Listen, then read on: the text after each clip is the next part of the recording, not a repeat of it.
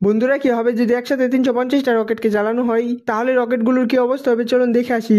এর জন্য প্রথমে 350টা রকেট কেনা হলো, আর তারপর একটা বালতি নিয়ে এর মধ্যে কিছুটা মাটি দিয়ে দেওয়া হলো। তারপর রকেটগুলোকে বালতির মধ্যে ভালোভাবে সাজিয়ে নেওয়া হলো, আর সবগুলো রকেটে যাতে একসাথে আগুন জ্বলে তাই সেখানে কিছুটা পেট্রোলকে ঢেলে দেওয়া হলো। আর তারপর যখন রকেটের মধ্যে আগুন জ্বালানো হলো তখন এমন একটা ঘটনা ঘটলো যেটা দেখলে আপনি অবাক হয়ে যাবেন। আসলে তখন রকেটগুলো অনেক সুন্দরভাবে উপরের দিকে উঠে যায়, আর সেই দৃশ্য দেখতে কত সুন্দর লাগছে তা তো আপনারা ভিডিওতে দেখতেই পাচ্ছেন। বন্ধুরা, কি হবে যদি একটা ট্রাক্টরের বড় বড় চাকাকে খুলে সেখানে গাড়ির ছোট ছোট চাকাকে লাগিয়ে দেওয়া হয়? তাহলে কি সেই ট্রাক্টরটা চলতে পারবে চলুন দেখে আসি। এর জন্য প্রথমে একটা গাড়ি ও একটা ট্রাক্টরকে নেওয়া হলো, তারপর গাড়ির ছোট ছোট চাকাকে খুলে নেওয়া হলো, আর তারপর ট্রাক্টরের বড় বড় চাকাকে খুলে সেখানে গাড়ির ছোট ছোট চাকাকে লাগিয়ে দেওয়া হলো।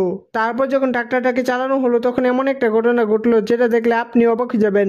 আসলে তখন ট্রাক্টরের মধ্যে গাড়ির ছোট ছোট চাকা লাগানোর পরেও ট্রাক্টরটা কত সুন্দরভাবে চলছে তা তো আপনারা ভিডিওতে দেখতেই পাচ্ছেন। বন্ধুরা, কি হবে যদি পলিথিন দিয়ে একটা হট এয়ার বেলুন বানানো হয়? তাহলে কি সেই হট এয়ার বেলুনটা উড়তে পারবে চলুন দেখে আসি। এর জন্য প্রথমে মোমকে নিয়ে গলিয়ে নেওয়া হলো, তারপর একটা সাদা পেপার নিয়ে মোমের মধ্যে চুবিয়ে শুকিয়ে নেওয়া হলো, আর তারপর একটা বড় পলিথিনকে নিয়ে পলিথিনের মধ্যে দুইটা তারকে লাগিয়ে দেওয়া হলো। তারপর মোমের মধ্যে বেজানো পেপারকে পলিথিনে থাকা তারের সাথে বেঁধে দেওয়া হলো, আর তারপর যখন সেই পেপারের মধ্যে আগুন জ্বালানো হলো তখন এমন একটা ঘটনা ঘটলো যেটা দেখলে আপনি অবাক হয়ে যাবেন।